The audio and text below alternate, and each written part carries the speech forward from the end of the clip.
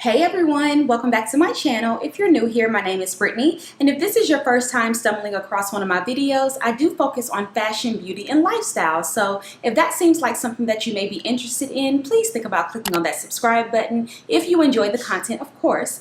Also, if you are already a subscriber, go ahead and click on that notification bell so that you don't miss any of my uploads. Alright you guys, it is finally fall. I'm super excited. Yesterday was the first day of fall, and though it's still burning up outside, I decided to bring out one of my sweaters. Maybe that'll bring in some of the cooler weather, right? I don't know. Just hope for the best. However, this video is going to be me sharing my fall fragrances that I'm going to be wearing, and I'm also going to share a little bit of what's on my fall fragrance wish list. So if you are interested in fragrances and learning about what I'm going to be wearing this fall, stick around.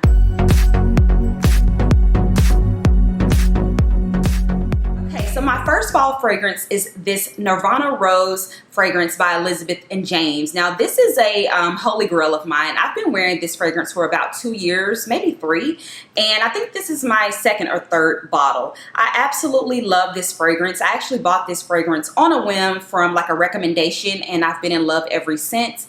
It is like a musky rose scent. It's not overly rosy. So for those of you who don't like rose fragrances, but you're open-minded, you may want to try this one out, because I'm not a huge fan of rose fragrances, but this one is an exception and I absolutely love it. Like I said, it's like a musky rose scent. It dries down so sensual. It's beautiful, you guys, and I can see myself wearing this on those fall crisp days when it's a little bit brighter outside. Love this one. I'll link it down below. The next fragrance that I am excited to pull out for fall is my Tom Ford Noir. Now I've had this one for a little bit of time, and it took me a little bit of time to grow into this fragrance as well. It was definitely very mature. It has like a lot of moody notes in it. It has a vanilla dry down, which I'm attracted to, but on top it has that musky kind of fragrance to it. So I love this now that I'm a little bit older and can appreciate it. You guys know Tom Ford makes amazing fragrances. So this one is definitely going to be like one of my nighttime fragrances. I probably wouldn't wear this one to the office, but definitely for nighttime, like date night or any events that I may go to in the evening. And definitely when it gets a lot cooler outside. This one is very heavy. Try this one out, you guys. I don't know, it's not a new fragrance at all, so you may be familiar with it, but you have to smell it to understand it, you know? So check this one out. My next fragrance, I'm sure, is a holy grail for so many of you, and it is for me as well. I absolutely love this fragrance. It is the Thierry Mugler Alien fragrance, and I learned about this fragrance years and years ago. My grandmother used to wear the Angel fragrance, and of course I was young at the time, and I was just like, I don't know about that. But something about this fragrance always made me go back to it. I just love to smell it. It's very sexy yet mysterious, and people always ask me what I'm wearing when I wear this. And it, like I said, it's just such a mysterious fragrance. This is definitely more of a nighttime scent, but it can be a signature scent. I do know that one of the pint-sized twins, I think her name is Laylee, she wears this all the time, and it's like her signature scent. So she wears it in the daytime as well. But for me, it's more of a nighttime scent. It's very heavy and it's hard to describe, just mysterious. So if you haven't tried this out, I don't know what you're waiting on, girl. You need to go to Sephora and get you a sample of this one. It's a holy grail for so many, and it's perfect for the fall and winter. Now my last 2 fragrances I've mentioned recently on my channel, and this one is the Tom Ford Private Blend. It's in Lost Cherry.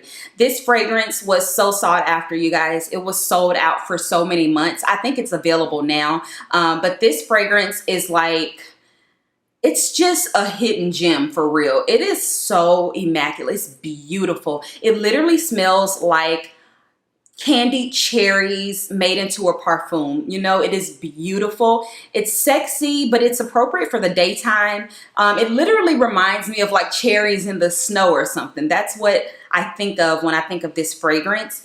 It is beautiful. It has a more mature dry down, but the top notes are very juicy and plump cherry fragrance. You know what I'm saying? So love this one. This one retails a little bit higher than the others. This is like $320, but if you can get your hands on it, please do get you a sample. You'll love it. I've talked about it a couple of times on my channel. So if you haven't tried it already, girl, this is the sign you're looking for, okay? It's beautiful. Try this one out. Now, my last fragrance that I'm super excited to wear and continue to wear in the fall and winter is my Baccarat 540 Rouge. I love this fragrance, you guys. I think this is gonna be my signature scent.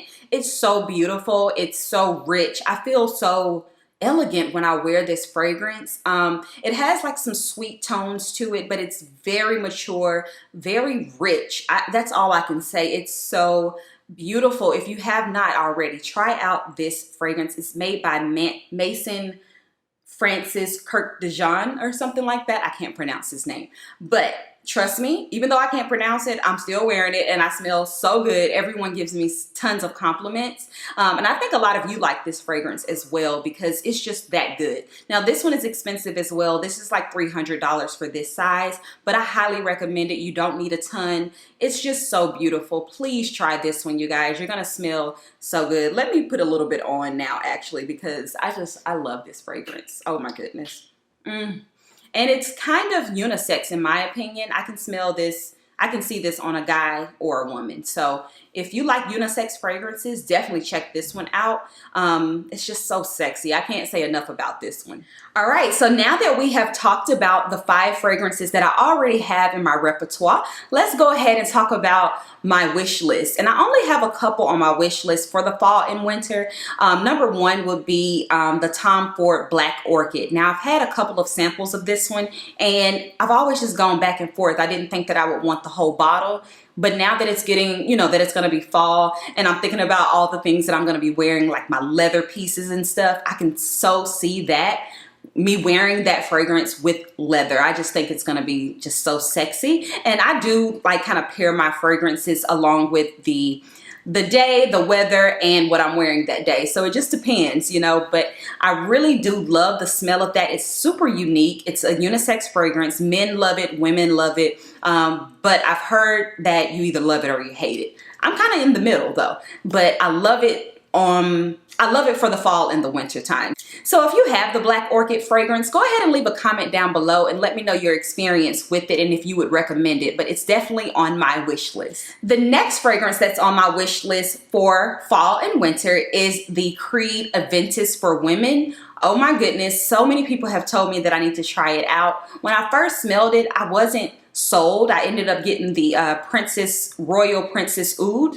But now I think I may be a little open to it because I had a little sample and it's not bad at all. It does dry down very like sexy and musky on me. And it's very mature. I'm really into these like rich, mature fragrances. So if you're not into that, you're not gonna like these, but that's definitely on my wish list. And again, if you have any experience wearing the Ventus for Women by Creed, leave a comment down below and let me know your experience with that one. And the last fragrance that's on my fall winter wish list is another Tom Ford fragrance. It is their private blend called Effing Fabulous.